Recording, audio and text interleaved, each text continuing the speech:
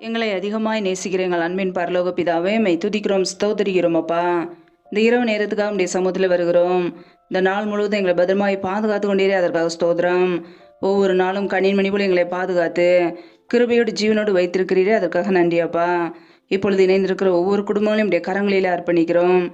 என் தேவன் தாமே ஆசீர்வதிப்பீராக. பிள்ளைகள் செய்கின்ற வேலைகள், தொழில்கள், வியாபாரங்கள் எல்லாவற்றையும் ஆசீர்வதிங்கப்பா. கையின் பிரயாசங்களை பெருக பண்ணுங்க. யாரெல்லாம் பலவீனத்தோடு, சோர்வோடு, வியாதியோடு கஷ்டப்படுகிறார்களோ, என் தேவன் நல்ல சுகத்தை கொடுங்கப்பா, பலத்தை கொடுங்க. பலவீனத்திலும் உடைய பலன் பரிபூரணமாய் விளங்கட்டும். உடைய கரங்களில் அர்ப்பணிக்கிறோம்.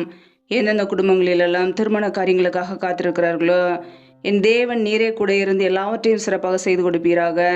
எந்தெந்த குடும்பங்களிலெல்லாம் கர்ப்பத்தின் கனிக்காக ஜெபிக்கிறார்களோ, என் தேவன் அந்த குடும்பங்களை ஆசீர்வதிங்கப்பா. பிள்ளைகள் கர்த்தரால் ஒரு சுதந்திரம், கர்ப்பத்தின் கனி அவரால் கிடைக்கும் பலன் என்று வேதத்திலே நாங்கள் வாசிக்கிறோம். என் தேவன் பிள்ளைகளை ஆசீர்வதிங்க. கர்ப்பத்தின் கனியில் உள்ள தடைகளை நீக்கி ஆசீர்வதிப்பீராக. இயேசு கிறிஸ்தின் வல்லமையுள்ள நாமத்தினால் தடைகள் முற்றிலுமாக நீக்கப்பட்டு போவதாக. ரீபா கபரா ஷாகராக துரி கரதரபலா, ரபா கபரா ஷாகராக துரி கரதரபலா. என் தேவன் ஆசீர்வதிங்கப்பா.